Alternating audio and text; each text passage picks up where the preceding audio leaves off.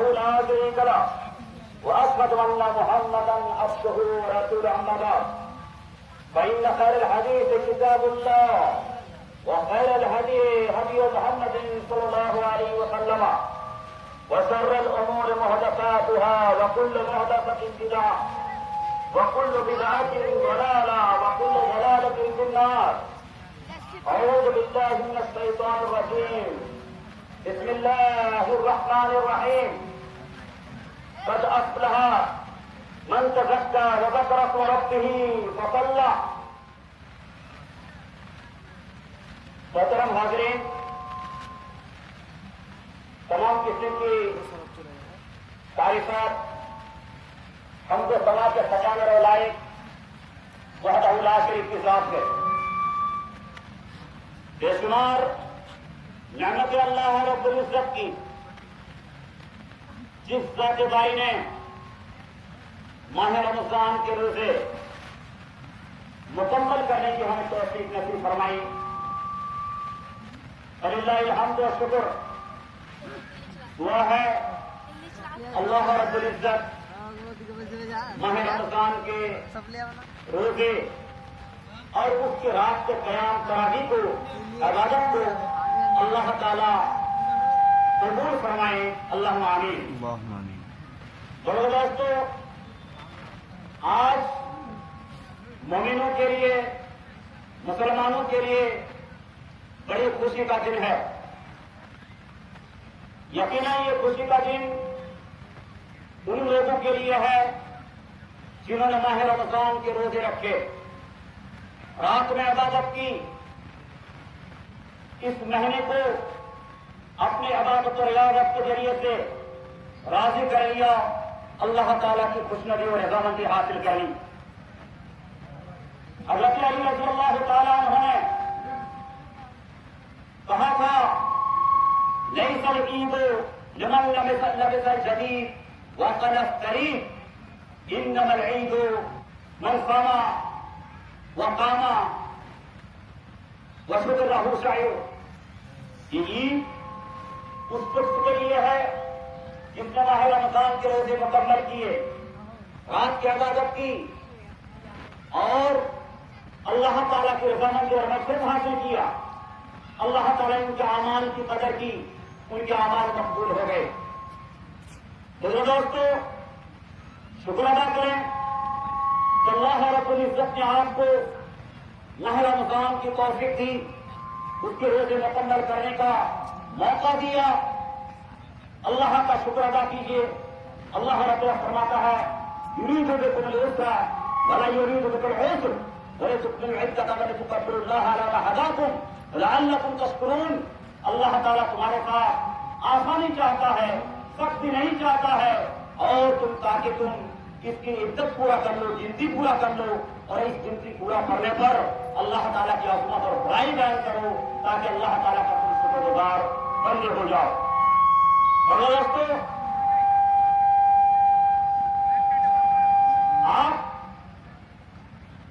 آج کے دن بالخصوص اللہ رب العزت سے آج کے ماہ رمضان کی عبادت قبول ہے، مقبول ہے، اس کے لیے آپ دعائیں کریں. ہمارے سلف صالحین، صحابہ کرام، تابعین، محدثین، ائمہ، یہ اس ماہ رمضان کی عبادت قبول کرنے کے لیے 6 مہینے تک دعا کرتے، کیونکہ وہ جانتے تھے اس ماہ رمضان کی فضیلت اور عظمت کتنی عظیم ہے. اس لیے دوستو، بزرگوں، آپ اس کی اہم ترین مواقع کو سمجھیں. آج بھی دعا کیجیے، کل بھی دعا کیجیے، نمازوں میں دعا کیجیے. یہ اگر رمضان آپ کے لیے مبارک ہو گیا، یقیناً یہ کامیابی کا ذریعہ ہے. میرے دوستو، میں اس موقع پر 2-3 باتیں اور عرض کرنا چاہوں گا. سب سے پہلے وہی بات کہنا چاہوں گا جو نبی کریم صلی اللہ علیہ وسلم نے اپنے امت سے کہا تھا، اوصیکم بتقوی اللہ والسمع والطاعہ. اے لوگوں، میں تمہارے لیے وہ وصیت کرتا ہوں کہ اللہ کا خوف، اللہ کا ڈر اپنے عبادت میں، اپنے معاملات میں ہمیشہ دور رکھا کرو. تقویٰ کا مطلب، ڈر کا مطلب یہ ہے کہ اللہ رب العزت کے خوف سے آپ کسی گناہ کا کام کی طرف آپ کا ذہن نہ جائے، ہاتھ نہ جائے، پیر نہ جائے، آپ کی آنکھ نہ جائے، تو یہ تقویٰ کی دلیل ہوا کرتی ہے۔ میں اس کے پہلے آپ کو تقویٰ کی آپ کو تلقین کرتا ہوں۔ اللہ رب قرآن حکیم کے در فرماتا ہے ان الذین هم من خشیۃ ربهم مشفقون، مومن کی خاص صفت یہ ہے کہ اللہ کے خوف سے ہمیشہ ڈرتے رہتے ہیں، کانپتے رہتے ہیں، ڈرتے ہیں، وہ غلط باتیں نہیں کرتا، غلط کام نہیں کرتا، غلط کی طرف دیکھتا نہیں ہے کہ اللہ کا خوف ہم اپنے عبادتوں میں، اپنے معاملات میں، زندگی میں، آپسی بھائی چارگی میں اللہ کا خوف کو ہم ہمیشہ آگے رکھیں۔ یہ مومن کی سب سے بڑی کامیابی کی دلیل ہے اور مومن کی صفت ہے۔ کرنا چاہتا ہوں دوستو، دیکھیں توحید کے بغیر کوئی مسلمان نہیں ہوتا۔ کلمہ توحید لا الہ الا اللہ وان محمد رسول اللہ، یہ یقین جازم، یقین کامل کے بعد مومنوں اور مسلمانوں کے پر سب سے اہم ترین فریضہ، سب سے ضروری کام وہ کیا ہے؟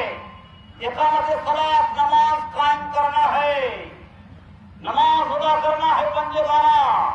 اس نماز کی تلقین کرتا ہوں۔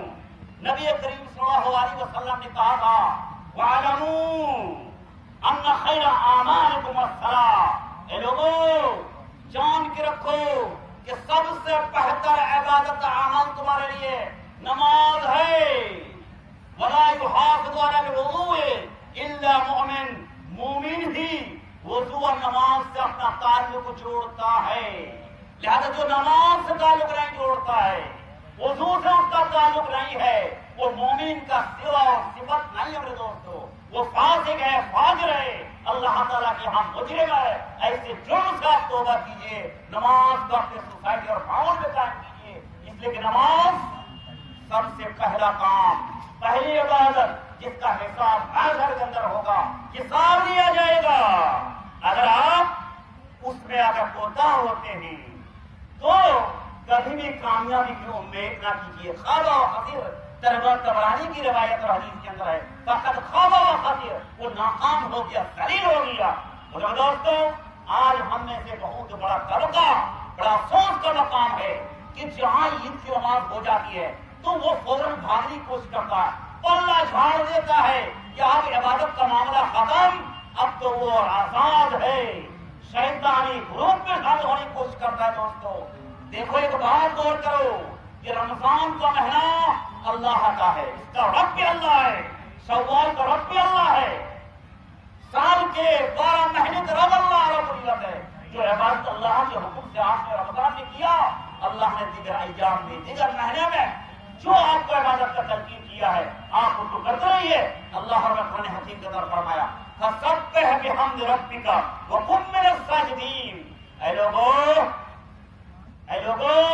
اے بندو، تم اپنے رب کی تسبیحات پڑھتا رہو، وکن من الساجدین، نمازی بنا رہو، وَاعْبُدْ رَبَّكَ، اور اپنے رب کی عبادت کرتے رہو، حَتَّى يَأْتِيَكَ الْيَقِينُ، یہاں تک کہ تمہارے موت تمہیں گرفت میں لے لے۔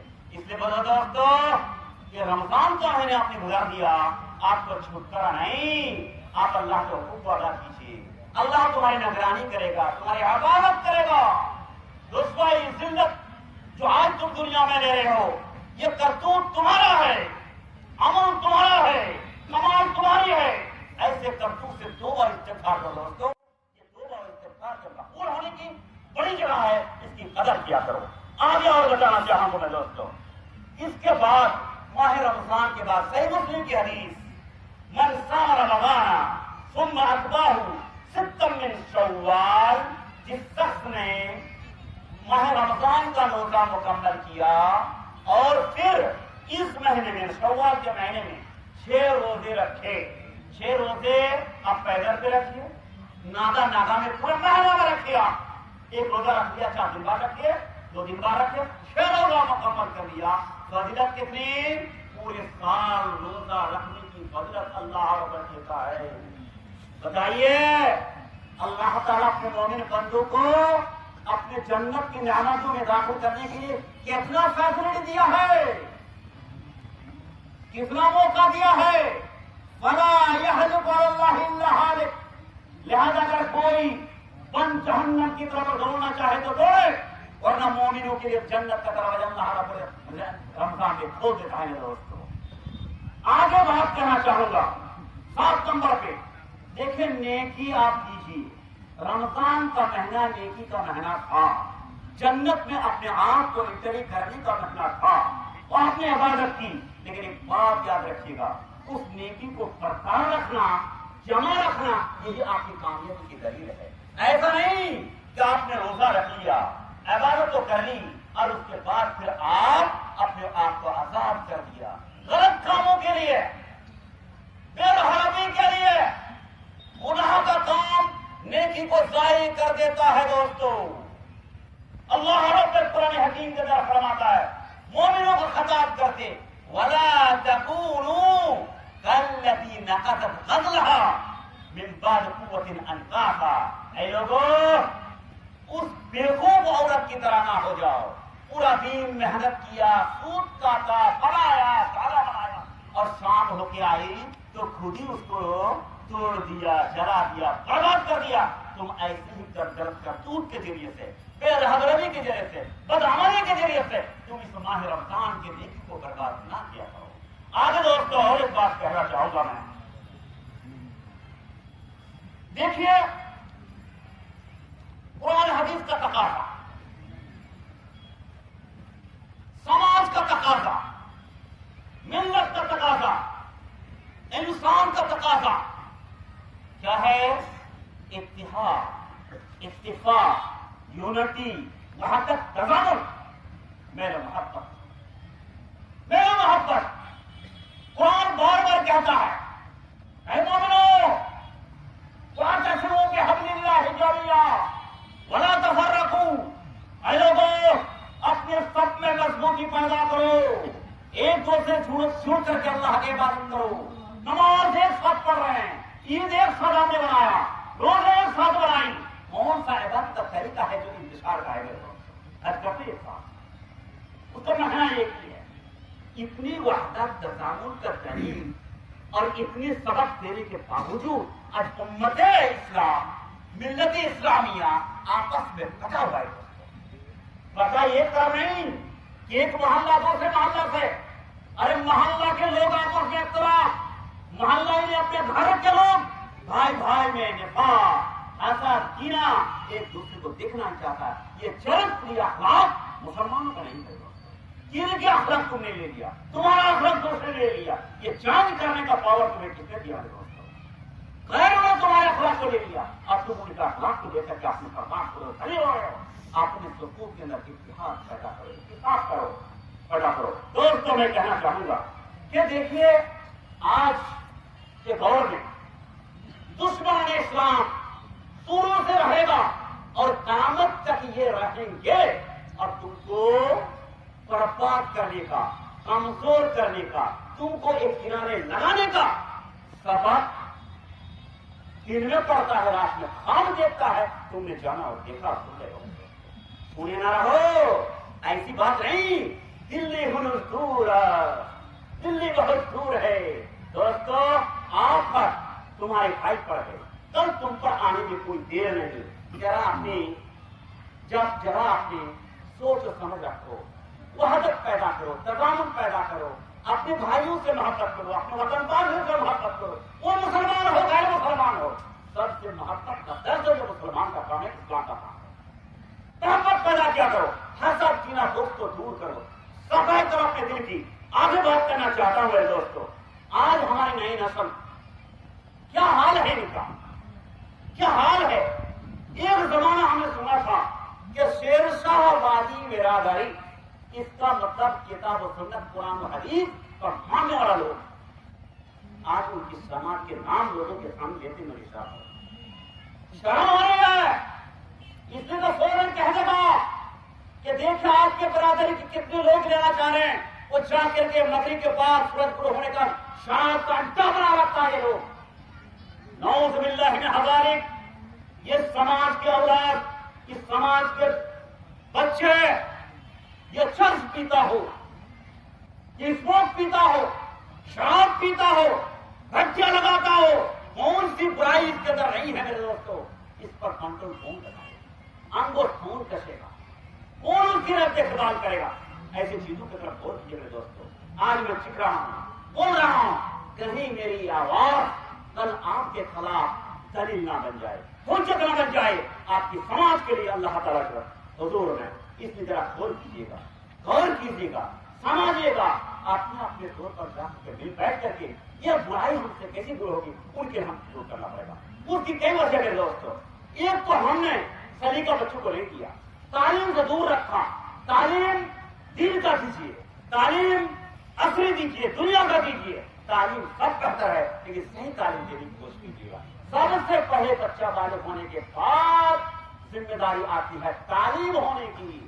وہ حدیث کہتی ہے صحیح بخاری کی، کل مولد یولد علی الفطرہ، ہر بچہ فطرت اسلام پر پیدا ہوتا ہے، لیکن فابواہ، ان کے والدین یحودان ہی اس کو یہودی بناتا ہے، نصرانی بناتا ہے، کرسچن بناتا ہے، حضرت بناتا ہے. آپ کے اخلاق، آپ کے چرچ، آپ کے کردار، آپ کی کردار، آپ کی چال، آپ کی چال آپ کے آنے والے نسل اور اولاد کو برباد کرتا ہے. دوستوں کہیں نہ کہیں ہم اور آپ اس کے ذمہ دار ہیں. اس ذمہ دار کو نبھائیے. بالخصوص ہماری بیٹیوں کو آپ تعلیم دیجیے. اس لیے تو ماں کا دور یہ پہلا دور ہوتا ہے، پہلا مدرسہ ہوتا ہے، پہلا اسکول ہوتا ہے. سیکھنے کا ذریعہ یہ ہوتے ہیں. آپ کو محنتی ہیں، گھر کی کمائی کے لیے آپ پورا دن محنت کرتے رہتے ہیں. بچہ کہاں گیا، کیا کر رہا ہے، پڑھ رہا ہے نہیں لکھ رہا ہے، یہ ذمہ داری پہلے ماں کی ہوا کرتی ہے. اس لیے ماں اچھا صالح نیک بیوی آئی ہے.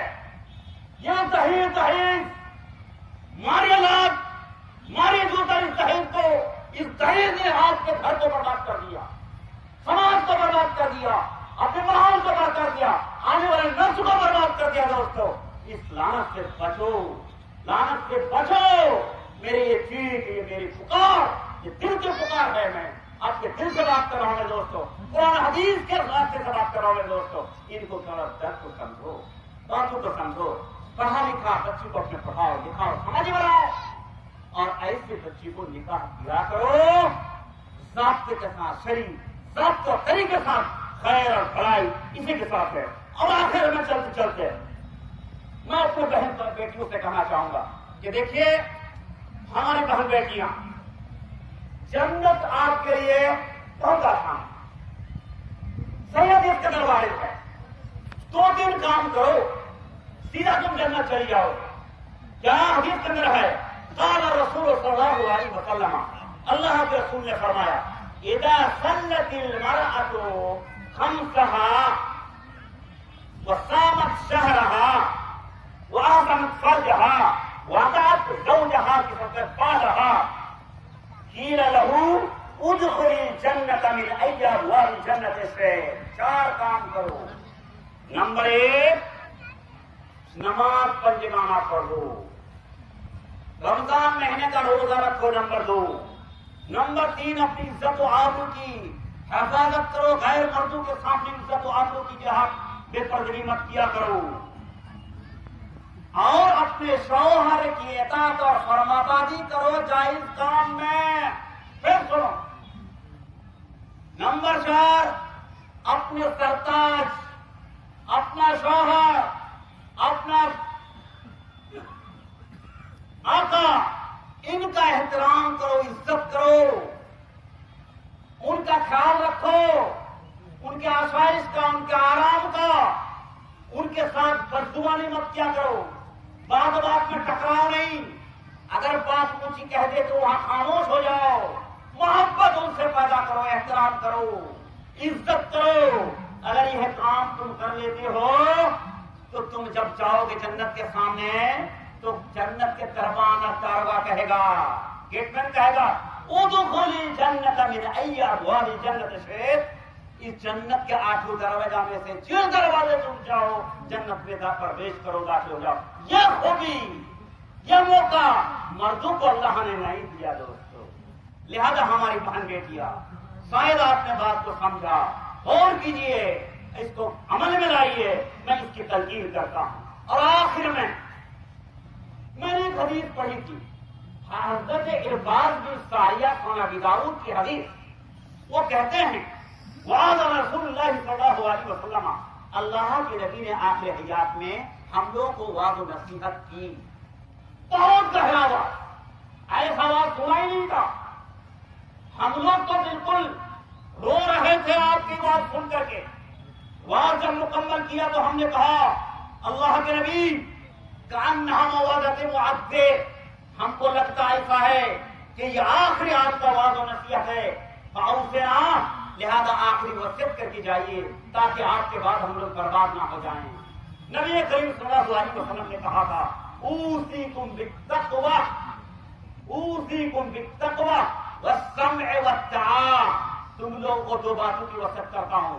نمبر 1 اللہ کا خوف، اللہ کا ڈر اپنے عبادت میں، اپنی معاملت میں. اور دوسرا والسمع والطاعہ، تمہارا امیر، تمہارا امام جب تمہیں دین کی بات کرے، تم کو صحیح سماعت دے، تو ان کا اطاعت کرنا، ان کی فرمانبرداری کرنا بھی تم پر واجب و فرض ہو جاتا ہے. دوستو ایسی بات نہیں امام کا نہیں تھی کہ آپ لوگ ہوتا ہمارا تو نہیں کرو، برا ہو تم، نہ فرمانا ہو تم. شریعت کی نگاہ میں قرآن کہتا ہے ما آتاکم الرسول فخذوہ وما نہاکم عنہ فانتہوا.